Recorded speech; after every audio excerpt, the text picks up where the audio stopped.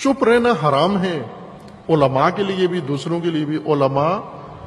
ہمارے علماء سخت خوفزدہ ہیں، عوام سے بہت خوفزدہ ہیں، بولتے نہیں ہیں، تقیہ کرتے ہیں بے جا طور پر، اور ان کی آنکھوں کے سامنے آپس میں نجی محفلوں میں بیٹھ کر افسوس کر رہے ہوتے ہیں، ایک دوسرے کو سناتے ہیں فلاں ذاکر نے فلاں مجلس میں یہ کفر کہہ دیا۔ وہ بھئی کفر کہہ دیا، یہاں بیٹھ کر بات کر رہے ہو، وہاں کیوں نہیں کی؟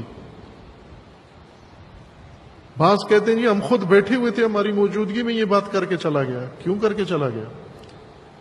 مجالس امام حسین میں کفر اور شرک بیان ہو اور مومن بیٹھے رہیں دیکھتے رہیں، یہ کس کام کے عزادار ہیں؟ امام حسین مدینہ میں بیٹھ سکتے تھے، یزید کو تحمل نہیں کیا، برداشت نہیں کیا، وہ جو بظاہر کلمہ پڑھتے تھے۔ آپ کفر کو امام حسین کے نام پر برداشت کر رہے ہو؟ کیا تعلق ہے امام حسین سے؟ شرک کو امام حسین کی مجلس میں برداشت کر رہے ہو، اور نیچے سے داد بھی دیتے ہو، نیچے سے واہ واہ بھی کرتے ہو۔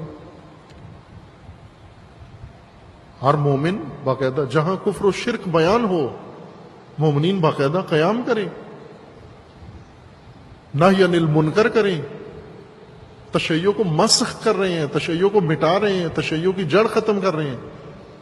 یہ جو تکفیریت کو بہانہ ملتا ہے کہ یہ کافر ہیں، یہ کفر بیان کرتے ہیں، یہی لوگ ان کو بہانہ دیتے ہیں۔ یہ کفر و شرک بیان کرنے والے ممبروں پر یہ بہانہ دیتے ہیں، وہ ان کی مجالس ان کی باتیں پیش کرتے ہیں، اور یہ کفر ہے، تشیع کی نگاہ سے بھی سری کفر ہے اور شرک ہے یہ جو بیان کرتے ہیں نصیریہ۔